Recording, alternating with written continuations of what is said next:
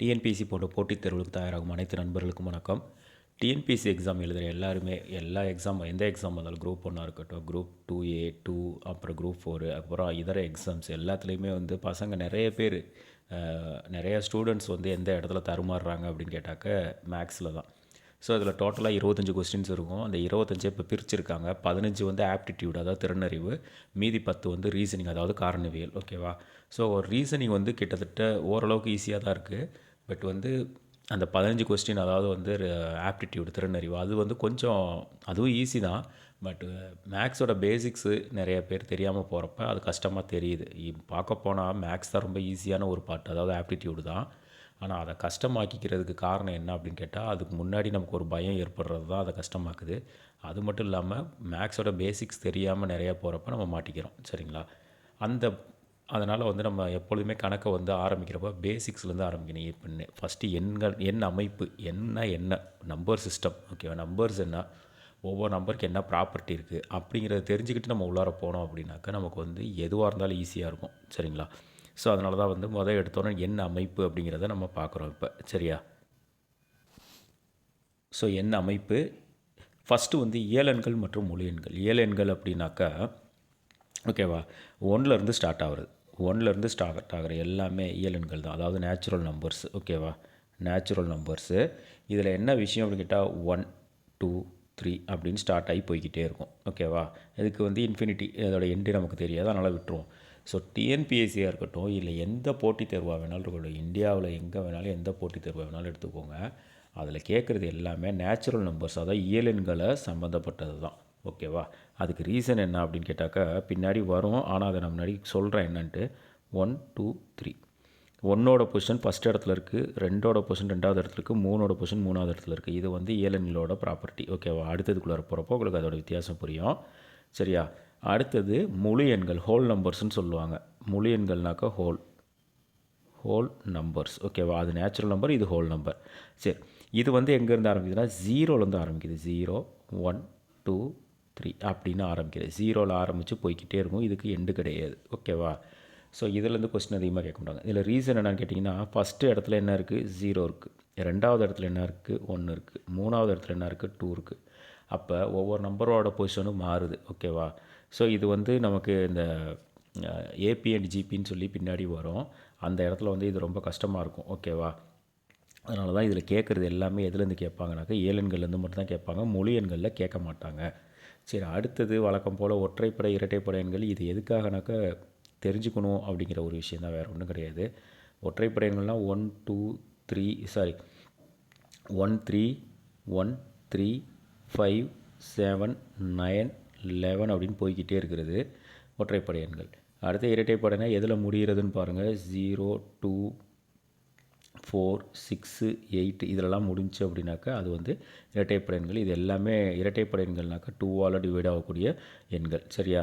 Okay, இதெல்லாம் நமக்கு எல்லாமே தெரியும். ஓகே, அதை விட்டுருவோம். இப்போ அடுத்து பகு மற்றும் பகா எண்கள். இதுதான் முக்கியமான விஷயம். இது எல்சிஎம் ஹெச்சிஎஃப்பில் ரொம்ப ரொம்ப முக்கியமான ஒரு ரோல் ப்ளே பண்ணுது. அதனால் இதை கொஞ்சம் நல்லாவே பார்த்துக்கிடுவோம். பகு எண்கள்னால் என்ன, பகா எண்கள்னால் என்ன? பகா எண்கள்னால் என்ன? பகுக்கிறது அப்படின்னாக்கா பிரிக்கிறது, செப்பரேட் பண்ணுறது. ஓகேவா? ஓகே, இப்போ 16 இங்கே இருக்குது. 16 என்ன பண்ணலாம்? 4 × 4ன்னு பிரிச்சுக்கலாம். ஓகேவா? 4 × 4 அப்படின்னு பிரிச்சுக்கலாம். 16 4 × 4. 4 என்ன பண்ணலாம்? 2 × 2 இன்ட்டு இந்த 4 2 × 2. அப்போ நம்ம பிரிச்சுக்கிட்டே போகிறோம். ஓகேவா? இதுக்கப்புறம் பிரிக்க முடியாது, நிப்பாட்டிக்கிறோம். அப்போ இந்த 16ங்கிறது என்ன அப்படின்னா காம்போசிட் நம்பர். ஓகேவா? அதாவது பகு எண்கள், பகுக்கக்கூடிய எண்கள். அடுத்தது 63ன்னு வச்சுக்கோங்களேன். இதை எப்படி பிரிக்கலாம்? 7 × 9ன்னு பிரிக்கலாம்.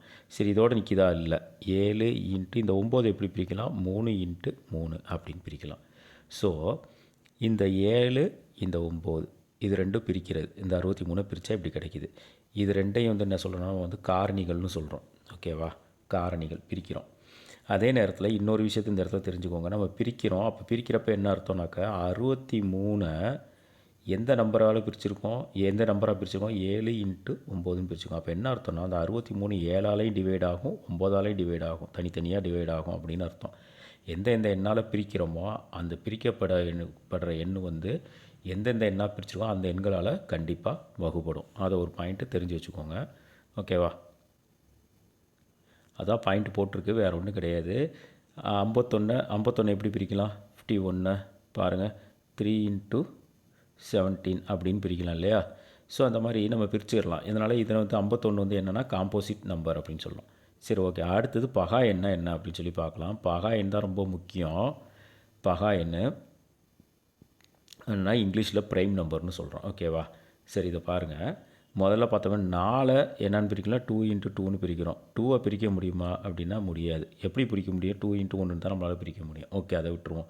அடுத்தது வந்து 36 அப்படின்னு வச்சுக்கிடுவோம். 36 என்னன்னு பிரிக்கலாம், 4 × 9. அப்போ 2 × 2 × 3 × 3 அப்படின்னு பிரிக்கலாம். 2 திருப்பி பிரிக்க முடியுமா? முடியாது. 3 பிரிக்க முடியுமா? முடியாது. அப்போ பிரிக்க முடியாத எண் அதை வந்து நம்ம என்னன்னு சொல்கிறோம் அப்படின்னாக்க பகா எண். ஓகேவா? பகா எண், பகுக்க முடியாத எண். சரியா? அப்போ அந்த இடத்துல போய் நின்றுச்சு. இது இன்னொரு விஷயம் என்னென்னா, இப்போ 2ன்னு எடுத்துக்கிட்டோன்னாக்க 2 × 1. ஓகேவா? அப்போ 2 எதால் டிவைட் ஆகுது? 2ஆல் டிவைட் ஆகும். அப்படி இல்லைன்னா 2 எதால் டிவைட் ஆகுது? 1ஆல் டிவைட் ஆகுது. அதாவது ஒரு எண் வந்து பிரிக்க முடியாது, அது ஒரு டெஃபினிஷனு. இன்னொரு டெஃபினிஷன் என்ன அப்படின்னு கேட்டிங்கன்னா, அதே எண்ணாலும் 1, இந்த 2 எண்ணால் மட்டும்தான் அந்த நம்பரை நம்ம டிவைட் பண்ண முடியும். ஸோ 2 டெஃபினிஷன் இருக்குது பகா எண்ணுக்கு. ஒன்று வந்து பிரிக்க முடியாத எண், ரெண்டாவது டெஃபினிஷன் என்னன்னா அதே எண்ணாலும் 1ஆலும் மட்டுமே வகுபடக்கூடிய எண். ஓகேவா? ஸோ இதுதான் வந்து பகா எண். இந்த பகா எண் ரொம்ப ரொம்ப முக்கியம். எல்சிஎம் ஹெச்சிஎஃப்பில் அதிகமாக பகா எண்ணை வச்சு தான் கேட்பாங்க. பகா எண்ணை தான் நம்ம யூஸ் பண்ணணும். நல்லா தெரிஞ்சுக்கோங்க. 1லேருந்து 100 வரைக்கும் இருக்கக்கூடிய பகா எண்ணை தொகுத்து வச்சுருக்கு. 25 பகா எண் இருக்கும். 1லேருந்து 100 வரைக்கும் எத்தனை பகா எண் இருக்குது? 25. இதை ஏற்கனவே கொஸ்டினெல்லாம் கேட்டிருக்காங்க. அதனால் இதை தெரிஞ்சுக்கோங்க. எந்தெந்த நம்பர் இருக்குதுன்னு பாருங்கள். 2, 3, 5, 7, 11, 13, 17, 19, 23, 29, 31, 37, 41, 43, 47, 53, 59, 61, 67, 71, 73, 79, 83, 89, 97. இது எல்லாமே 1லேருந்து 100 வரைக்கும் இருக்கக்கூடிய பகா எண் எத்தனைனா 25 இருக்குது. சரியா? சரி, 101லேருந்து 200 வரைக்கும் இருக்கக்கூடிய பகா எண் எதுன்னு பாருங்கள். 101, 103, 107, 109, 113, 127, 131, 137, 139, 149, 151, 157, 163, 167, 173, 179, 181, 191, 193, 197, 199 அப்படின்னு 21 பகா எண்கள் இருக்குது. 101லேருந்து 200 வரைக்கும் எத்தனை இருக்குன்னா 21 இருக்குது. சரி, மிகச்சிறிய பகா எண் எதுனா 2 தான். அதே மாதிரி ஒரே ஒரு இரட்டை பகா எண், இரட்டைப்படை பகா எண் எதுனாலும் 2 தான். சரியா? புரிஞ்சுக்கோங்க. அடுத்தது 201லேருந்து 300 வரைக்கும் இருக்கக்கூடிய பகா எண்களை நீங்களே சரி பண்ணி பாருங்கள். அது இந்த புக்கில் இருக்குது, நான் உங்களுக்கு சொல்லலை, நீங்களே சரி பண்ணி பாருங்கள். அடுத்தது அடுக்குகள், அதாவது பவர்ஸ். இப்போ நம்ம நிறைய இடத்துல எழுதுவோம் 2 ஸ்கொயர்னு எழுதுவோம், 3 க்யூப்னு எழுதுவோம், 4 ஸ்கொயர்னு எழுதுவோம். இப்படிலாம் எழுதணும் இல்லையா? இந்த 4 ஸ்கொயர்னால் 4 வந்து என்ன அப்படின்னாக்க அடிமானம், அதாவது பேஸுன்னு சொல்லுவாங்க. தமிழில் என்ன சொல்லுவாங்க அப்படின்னு கேட்டாக்க அடிமானம் அப்படின்னு சொல்லுவாங்க. சரிங்களா? இந்த 2 என்னன்னு சொல்கிறதுனாக்க பவர் அப்படின்னு சொல்கிறது. இங்கிலீஷில் வந்து அடுக்கு அப்படின்னு சொல்கிறது. ஓகேவா? ஸோ இப்போ பாருங்கள், இந்த 3/4ன்னு எடுத்தாச்சு. 3/4ல் 3 வந்து என்ன அப்படின்னாக்க அடிமானம், பேஸு. அந்த பவரில் மேலே என்ன இருக்குன்னா 4 இருக்குல்ல, இது வந்து என்னென்னா அடுக்கு. சரியா? ஸோ 5 ஸ்கொயர் அப்படின்னாக்க 5 வந்து பேஸு, 2 வந்து பவர்னால் அடுக்கு, பேஸுனாக்க நமக்கு என்னது? அடிமானம். சரியா? அடுத்தது பாருங்கள், a/m × a/n. சரியா? இப்படி இருந்துச்சுனாக்கா இப்போ நமக்கு இங்கே என்ன கிடைக்கிது? அடிமானம், அதாவது a/m × a/n. இப்போ என்ன உங்களுக்கு கிடைக்கிது? a, அதாவது அடிமானம் வந்து ஈக்குவலாக இருக்குது. ஆனால் இங்கே என்ன வந்திருக்கு? இது வந்திருக்கு, மல்டிப்ளிகேஷன் வந்திருக்கு. அதனால் மல்டிப்ளிகேஷன் வந்துச்சு அப்படின்னா a/m + n. ஓகேவா? ஸோ அடிமானம் ஈக்குவலாக இருக்கணும். ஈக்குவலாக இல்லைன்னா போடக்கூடாது. சரியா? கூட்டக்கூடாது, பவர்ஸை கூட்டக்கூடாது. அடுத்தது பாருங்கள், A power M divided by A power N இங்கே இருக்குது பாருங்கள். இது அப்படி இருந்துச்சுன்னா A power M minus N, A power M minus N. ஓகேவா? அடிமானம் ஈக்குவலாக இருக்கணும். அடிமானம் ஈக்குவலாக இருந்தால் மட்டும்தான் அதை நம்ம செய்யணும், இல்லைன்னா செய்யக்கூடாது, கழிக்கக்கூடாது. ஓகே, அடுத்தது என்ன பண்ணியிருக்காங்கன்னு பாருங்கள். பவர் ஈக்குவலாக இருந்தால் என்னன்னு பாருங்கள். இங்கே வந்து பாருங்கள், இந்த இடத்துக்கு வாங்க. A power M into B power M. இப்போ இங்கே பாருங்கள், பவர் ஈக்குவலாக இருக்குது, ஆனால் பேஸ் எப்படி இருக்குது உங்களுக்கு மாறி இருக்குது. அப்போ என்ன பண்ணணும், ஏவையும் பியையும் காமனாக எடுத்துக்கிட்டு பவரை தூக்கி மேலே போட்டுறணும். ரெண்டுக்கு காமன் பவர் ஏ பி. ஏன்னா இங்கே மல்டிப்ளிகேஷன் வந்து A into B whole power M. அதே தான் அப்படியே டிவிஷனுக்கும் என்னன்னு பாருங்கள். A power M divided by B power M அப்படின்னா A by B whole power M. ஓகேவா? இதுதான். இதை ஃபஸ்ட்டு தெரிஞ்சுக்கோங்க. அடுத்ததுக்குள்ளார போகலாம். அடுத்தது பாருங்கள், இந்த இடத்துல பாருங்கள், M into a power x plus n into a power x. ஏ காமனாக இருக்குது, எக்ஸு பவர் காமனாக இருக்குது, பவரு காமனாக இருக்குது, பேஸும் காமனாக இருக்குது. ஆனால் அதுக்கு முன்னாடி ஒரு நம்பர், ஏதாச்சும் ஒரு நம்பர் கொடுத்துருவாங்க. அந்த நம்பர் மாறி மாறி வருது. இப்போ பவரும் சரி, பேஸ் அடிமானமும் சரி, ரெண்டுமே ஈக்குவலாக இருந்தால் நம்ம என்ன பண்ணுறோம், a power x M plus n இப்படி மாற்றிக்கிறோம். ஏ பவர் எக்ஸு காமனாக எடுத்துக்கிட்டு எம்ஐ என்னையும் நம்ம ஆட் பண்ணிக்கிறோம். ஓகேவா? சரி, அதே வந்து இந்த இடத்துக்கிட்ட மைனஸ் வந்தால் என்ன பண்ணணும் அப்படின்னாக்கா, மைனஸ்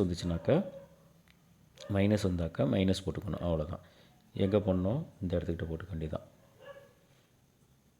அது எப்போனாக்க நல்லா புரிஞ்சுக்கோங்க, இந்த அடிமானமும் அடுக்கும் ஒன்றா இருந்தால் மட்டும்தான் கூட்ட முடியும், இல்லாட்டி கழிக்க முடியும். இதுக்கு ஒரு எக்ஸாம்பிளும் நான் சொல்கிறேன். அப்போ தான் உங்களுக்கு புரியும். 5a² ப்ளஸ் 2a² இப்படி இருந்தாக்க ரெண்டையும் கூட்டணும். 5 + 2 எவ்வளவு, 7a². சில பேர் என்ன தெரியுமா பண்ணுறாங்க, 7a பவர் 4ன்னு போடுறாங்க. என்னென்னு கேட்டால் இந்த 2ஐயும் கூட்டுறேங்காங்க. எப்படி கூட்ட முடியும்? சரியா? ஸோ அது தப்பு, அது மாதிரி பண்ணிடாதீங்க. அது மல்டிப்ளிகேஷன் வரப்போ மட்டும்தான் அதை வந்துட்டு நம்ம கூட்டணும். சரியா? பவர்ஸை. இப்போ பாருங்கள், சில பகா எண்களின் அடுக்குகள் மற்றும் அதன் மதிப்பு, அதாவது ப்ரைம் நம்பரோட அடுக்கை தான் இப்போ நம்ம பார்க்குறோம். சரிங்களா? எல்லாத்தோட அடுக்கையும் நம்ம பார்க்கல, ப்ரைம் நம்பர்ஸோட அதாவது கிட்டத்தட்ட ஒரு 13, 15 வரைக்கும் நம்ம பார்த்துக்கணும். இப்போ 13 வரைக்கும் பார்த்தா போதும். ஃபஸ்ட்டு ப்ரைம் நம்பர் 2 வச்சுக்கோங்க. 2ஓட அடுக்குகள்லாம் பாருங்கள். 2 பவர் 0 = 1. எந்த நம்பராக இருந்தாலும் பவர் 0ன்னு வந்துச்சுன்னா வேல்யூ 1 தான். அதே நேரத்தில் எந்த நம்பராக இருந்தாலும் பவர் 1ன்னு வந்துச்சுனாக்கா அதே நம்பர் தான். ஓகேங்களா?